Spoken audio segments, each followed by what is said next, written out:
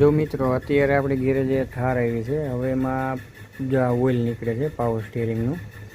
હવે આ ડાબી બાજુનું પાવર સ્ટીયરિંગનું ઓઇલનું સીલ આવે ને, સીલ લીકેજ થઈ ગયું છે, એટલે એને હવે આ પાવર સ્ટીયરિંગ ખોલવાનું છે ને પછી આને સીલ બદલાવવાનું છે. આની સ્ટીયરિંગ એસેમ્બલી ખોલી નાખી છે આપણે. હવે આને લેથમાં મોકલાવી દીધી, કારણ કે અવાજ એ આવતો હતો ને સીલ એ ખરાબ થઈ ગયું હતું, કારણ કે રેન્કમાં પ્લે પડી ગઈ હતી ને એટલે.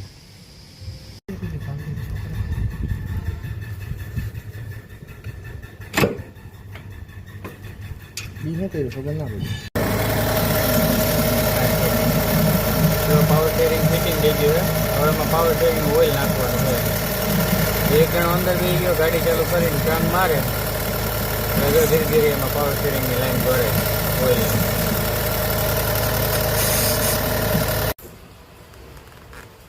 આ સ્ટારનું આપણે સ્ટીયરિંગ સર્વિસ કર્યું હતું. હવે એને સ્ટીયરિંગ ઉપરથી સીધું કરવાનું છે આપણે. એના માટે આ એરબેગનું ખોલવું જોઈએ, બધું નીચેથી ખોલી નાખ્યું છે.